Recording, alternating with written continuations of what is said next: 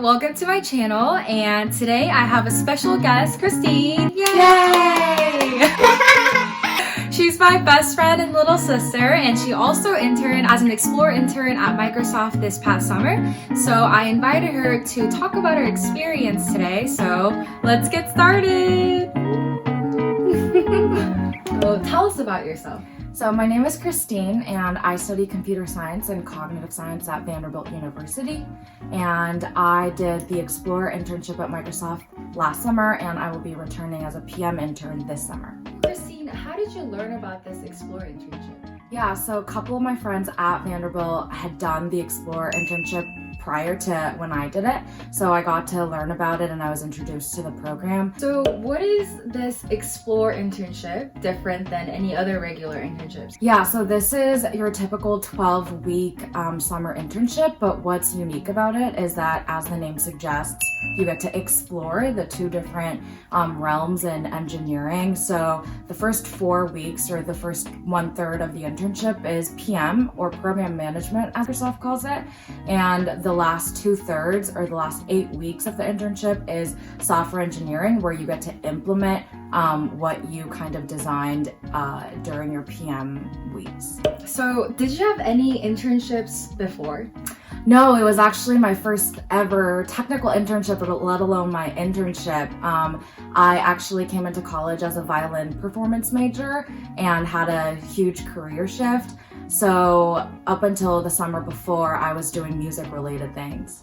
Got it. So when you first learned about this internship program, though, you knew that it was in the tech industry, and I know at this point you've basically taken one CS class after taking all music classes. Mm-hmm. So going into it, were you, or even hearing about this opportunity, were you intimidated at all? Oh, for sure. I was so scared. I mean, like you said, I had only taken one CS class and I felt absolutely underqualified to even apply for any of the internships, and I went in with a mindset of, it's okay if I get rejected from all of it, I just need to try. I won't know unless I actually go for it. So is this the career fair where you first applied for the Explore internship?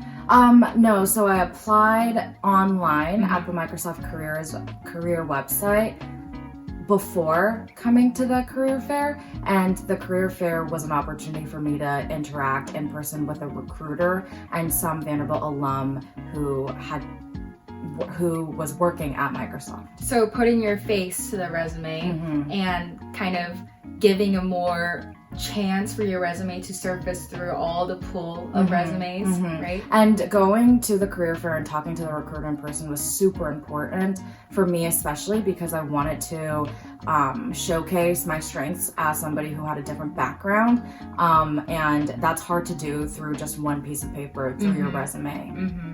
Right. Okay, so you got to the career fair. So can you walk us through kind of the interview process from this applying online to getting an offer to the internship? Yeah.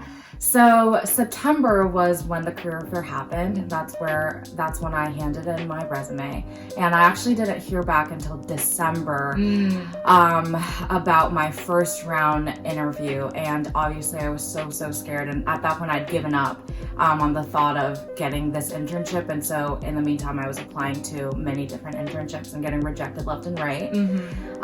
So my I know, tears. Thinking about that. Yeah.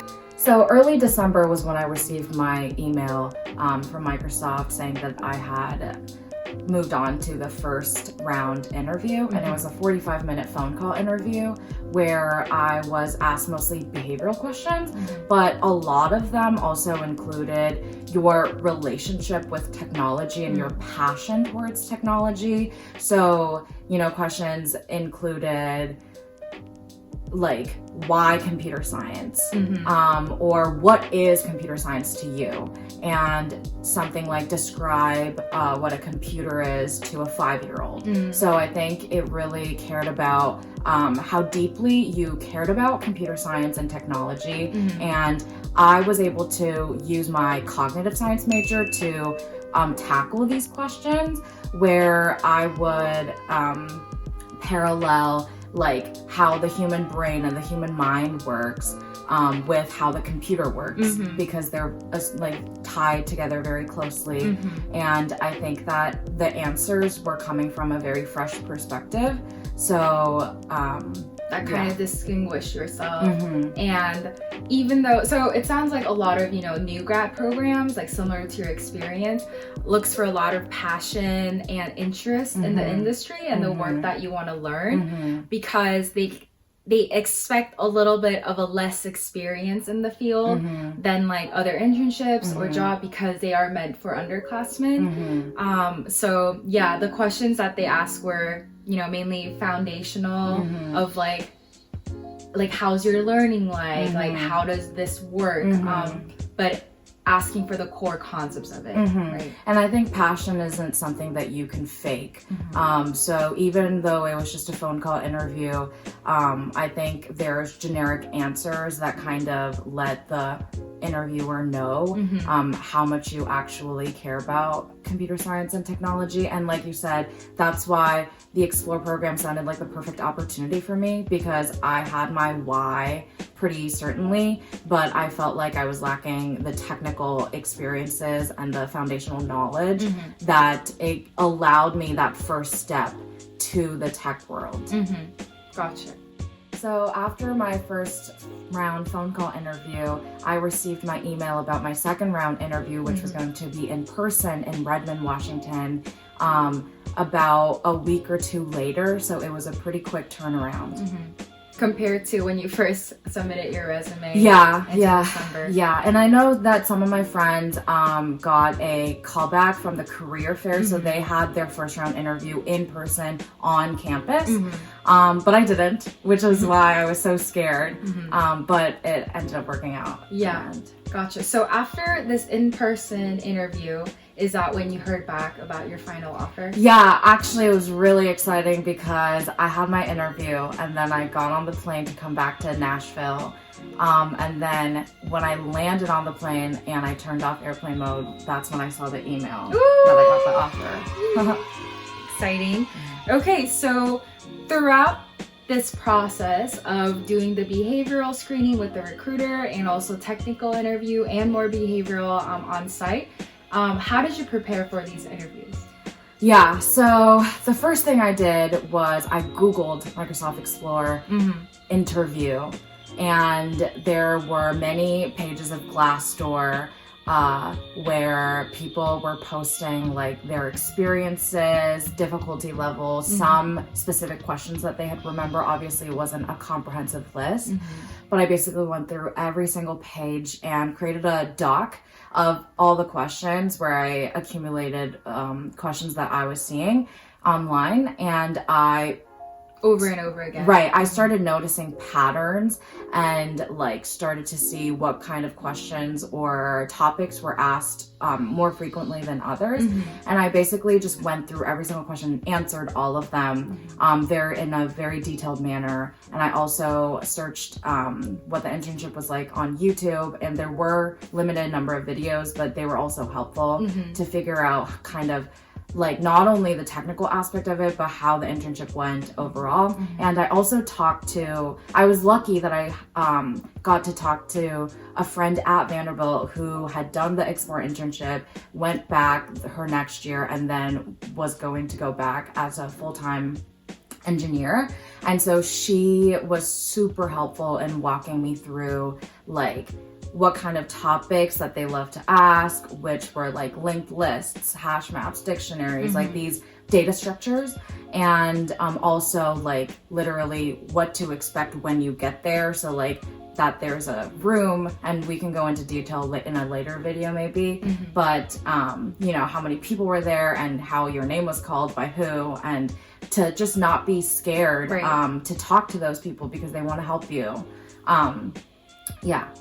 And most importantly, I couldn't have done it without my sister, because it wasn't just the technical aspect that I was scared of, but it was literally having a 180 shift from violin to computer science, and computer science is not an easy major. It's a very challenging major, and I went in with no prior background experience. I didn't take APCS in high school. I had no programming experience, and for my sister to have kind of paved that way for me and to understand how to apply for internships, like how to form your LinkedIn or your resume in a way that would fit your needs and your goals, and also how to stay sane during the application process. And also, I was not able to tell myself initially that it was okay if I got rejected from all of them, but I had my sister by my side to be like,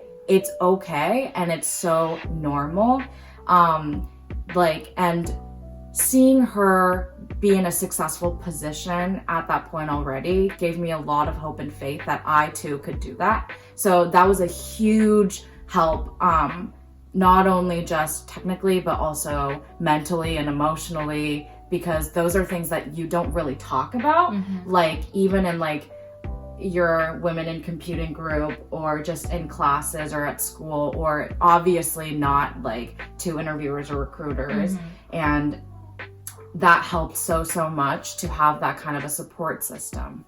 So I was very lucky, because not everybody has that, and never take it for granted. Well, thanks, Kristine. Okay, so next question is, so we just talked about how you went through an interview process and kind of how you got into the tech world, and so you got your offer letter. How did your internship actually pan out?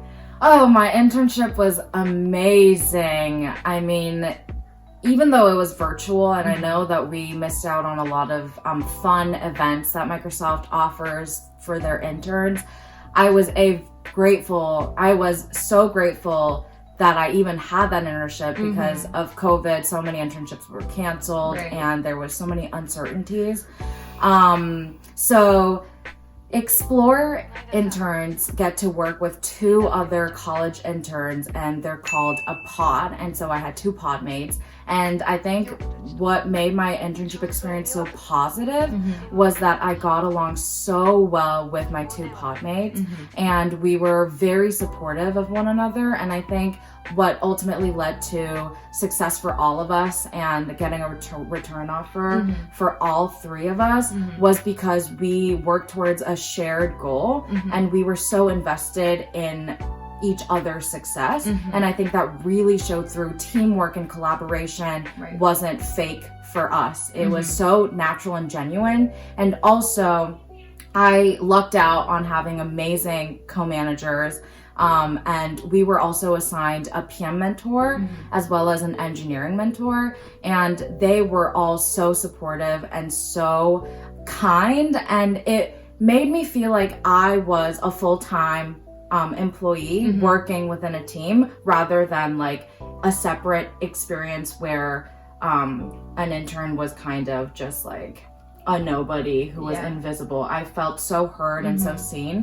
And finally, I pushed myself to participate in external events outside of my project, outside of working in my team. So I participated in the hackathons, and that's where I got to combine my passion for social justice and technology in one place, because you weren't limited to doing something that was for the company or that was like strictly technology or computer sciencey. But I, for my first hackathon, I got to build a smart diary for people with disabilities, and that was a very personal topic for me. And for my second hackathon, which was like the huge company-wide hackathons that all employees participated in, I got to work to eliminate racially insensitive languages from the code base, which was an amazing experience, because those are things that I want to continue doing as an engineer, as a full-time employee.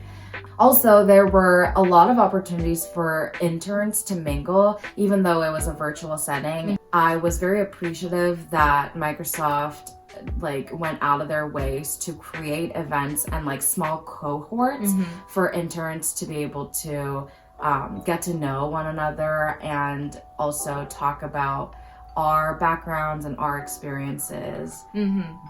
Nice. Could you give me one account of each? What was a challenge that you faced?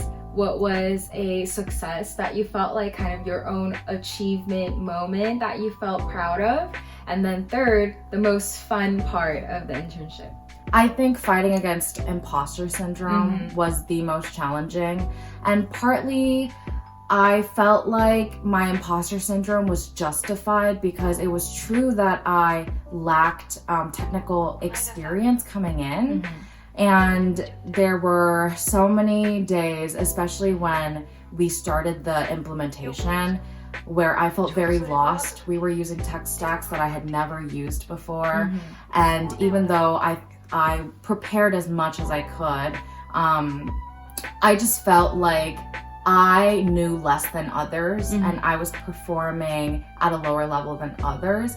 But then what helped me overcome that was talking them out with my pod mates. And they were so supportive in a very specific way. They were telling me how they felt the same way during their first internship and how they were still feeling that way at times.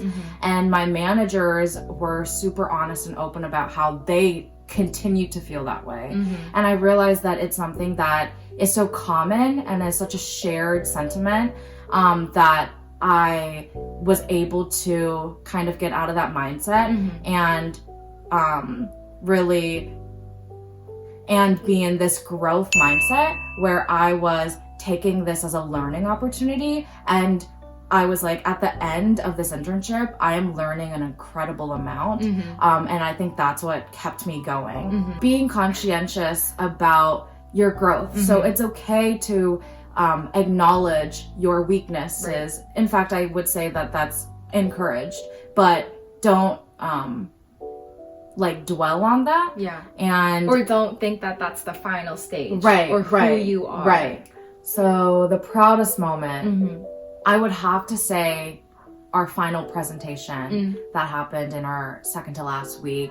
Of the internship. And it's usually the last week, but the 3 pod mates, all of us had different start dates. So we had to choose a date that worked for all of us. Where the final presentation, we got to present in front of so many people in the team. It was not just our engineering team, but it was people from all over. Across the org. And it was a moment where we got to showcase what we had built in 12 weeks, but also share what we learned, how we grew. And it was such a genuine moment. Like everything that we said, all 3 of us, it felt like we were being very real.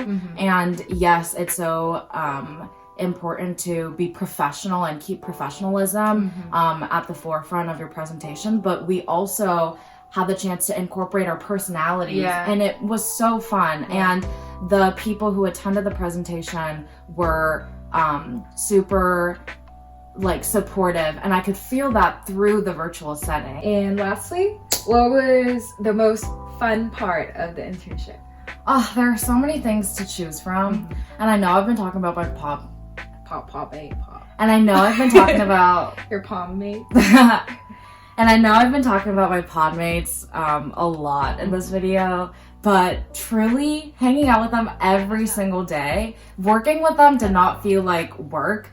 We were just on Microsoft Teams like video call 24/7. And even after our work hours were done, we were just hanging out, chatting up, and I felt so close to them. And to this day, we're super close, and we FaceTimed recently, and it was just super cute. And we also got to meet other interns within our org and within our team, and we had a bi-weekly like hangout session where we just played like board games online and like code names. Yeah. And that was also a moment I think that brought the pod together. Right.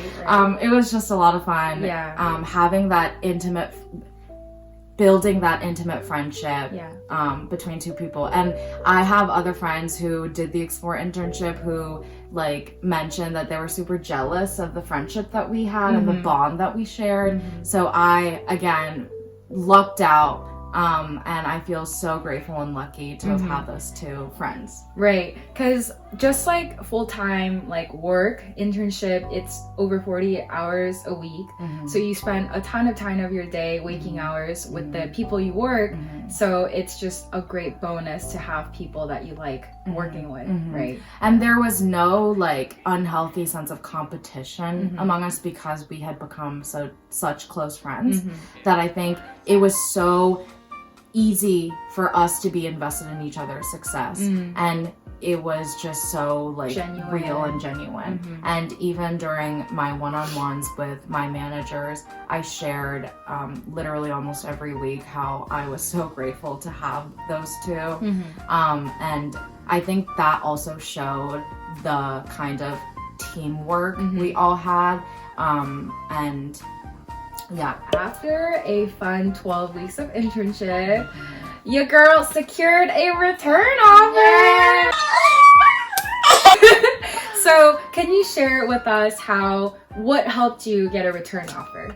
Yeah, I mean, I don't know for sure, but I was really lucky in that my manager was super transparent from day one about the return process. And I think that's a topic that can be intimidating or even uncomfortable to bring up. And especially it being my first internship, I had no idea how to have that conversation. So I'm so thankful that I didn't have to initiate that conversation. So at week 6, we had a midpoint evaluation, and that's when your manager tells you if you're on track or not for the return offer. And so if you're on track, just do what you were doing in the last 6 weeks and continue to improve and continue to grow. And if you're not on track, I heard that it is possible to like really turn it around. Right. And so it's just an opportunity to see where you are. And the hashtag growth mindset. Yeah, exactly. Hashtag growth mindset. And so we also had conversations with a org specific recruiter, and so not our university recruiter, but the org specific recruiter about the process starting from I think like week 8 or 9. And you would tell her if you were interested in the software engineering role or the PM role for the next summer, because the return offer by default from the Explore internship is a software engineering internship. And I was very interested in the PM role. And my managers knew that and my recruiter knew that. So that was a chance for me to communicate my aspirations. And last week was when we heard back about our return offer. Yay. So a big part of it is, setting a goal from the beginning for yourself and then working hard towards it, and then, showing your interest throughout, and then being also clear, especially at midpoint-ish, that what can you do, like how am I doing, and asking the manager directly to give a feedback. And if there is any hesitation or if there is any concerns, that's the time that you can really take that and turn it around, like you said, for the second half of it, and take that feedback as something constructive or ask in a way that can really help you, so you have a better chance at the end. It doesn't mean like you're not going to get it if you don't hear something positive back, but a real chance to show what they haven't seen yet. And I think something tangible that really helped me was that during my one-on-one with my manager every week, I came in with an agenda. So I was super prepared every week, talking about what I wanted to get done this week, what I got done, in what areas that I felt proud of, in what areas that I felt like I was lacking in, and asking for their feedback and their perspective. And I took control and initiative in that conversation, where I really tried to show how much I cared about this and how invested I was in this. And all of these tips I got from my sister's video, where you can check out here, I know. where she gave a lot of tips on how to work intentionally and how to spend your time efficiently and effectively in a way that you can go after your goals and meet your goals. So, thank you. Ow! All right, thanks, Kristine, so far for answering. So now that you've gone through the whole process of interviewing, getting it, and then doing it, what is the biggest thing that you learned throughout this experience? Yeah, I learned so much that it's hard to pinpoint one thing, but one thing that I had a huge shift in, where I felt like I grew a lot and learned a lot, is asking questions and the importance of asking questions, because I grew up in a culture and a belief, surrounded by a belief that asking questions was like an indication of weakness, or that being honest about what you don't know was frowned upon. And you should be embarrassed of. Kind of like, because it's viewed more as lack of ability. Exactly, and incompetence. Right. But my manager said something that like really helped me break away, really helped me break out of that mindset, which was that